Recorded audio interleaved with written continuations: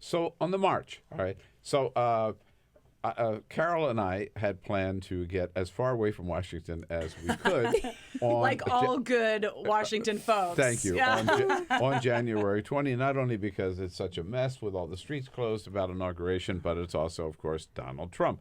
And then we get a call from our daughter-in-law in California saying, by the way, are you going to be in town that weekend? Because and I said, no, we're getting out of town. Well, it's too bad because I was thinking of bringing our granddaughter to come march in this. And I said, well, if you're coming, we're staying, right? Of course.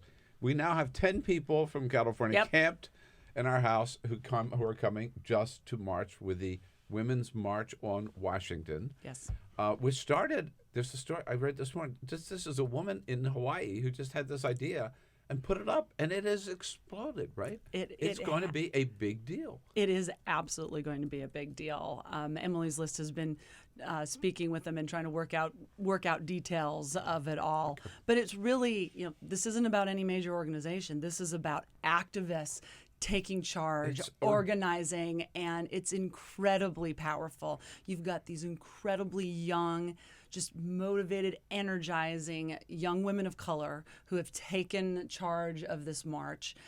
They have subgroups teamed out different pieces of it. I mean, no one's getting paid to organize this. Amazing. This is all activist driven. This is total grassroots. It is absolutely from the right. Well, and it's to your point, because those of us who live in Washington and the area, we're all planning to get out of town, right? And my sister-in-law said, "What's going on?" She who lives in Kansas, DeSoto, Kansas. Who's not really all that political, though. She votes, but that's about the end of it.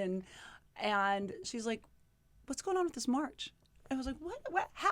How did you even know about this march?" It is everywhere, and I'm really impressed with the energy, and I think it's really, really good for our progressive politics. Mm-hmm. Yeah. It's exactly what we need right now. No. And I love the fact that it's not a top-down kind of march. In fact, I had a conversation a couple of days ago with one of my friends, one of our big labor leaders here, who said the original reaction from some of the unions was, "How dare who are these people? They didn't talk to us before. What? We didn't organize this. Why? What are they doing? We're the ones who organize marches. What right do they have to organize marches?" That's it. And everyone said, "You got to deal with it. I mean, this is happening." That's right. It was great. That's funny because there was a number of us in the women's orgs. It was more like, does anybody know who's in charge? Like, who are we supposed? Are we supposed to call somebody? What are we supposed to do? I mean, it was this for weeks, and it was just all of my colleagues, and we're like, well, let's just see where it goes, and at some point we'll figure out who to talk to, and they're great, and they've been good to work with. Once we sort of got in touch with folks. Yeah, I'm so glad to hear that you're involved. It's really, we're trying to figure out, but again, it's really about them. It's really about the people and the women who are doing this. I really look forward to them going home and running for office in their home That's states. what I said. I was like, we need to keep it going That'll after the 20th. Yes, Yes, that'll get you fired up for sure. Exactly. But I read this morning that there's some 100,000 or so who have signed up, but there are going to be a lot more people than that. We haven't signed up. None of our. No. I'm going to march. I haven't signed up yet. I mean, I think people are just going to show up. I think that's right. I don't. Yeah. I think we don't know what so we've got. The message really is right that we're not going to stand for the attacks on the rights of women that Donald Trump has talked about in his campaign and plans to try to get forced through this Congress. That's what the march is all about. I guess maybe among other messages. Right. I mean, I think that's part of it. I think that's obviously part of it. I mean, no one, the Democrats, the progressive, nobody wants to roll back any rights, and we're going to stand very strong. I mean, the women we just elected at Emily's List in Congress, they're going to stand in Congress and make sure they're going to do everything they can to make sure rights aren't taken away from women in this country.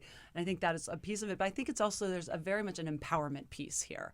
This is a we can organize. We are over 51% of the population. We're going to make a stand here, and that this is our time to really to step up and get engaged. And I think that's a big part of this too.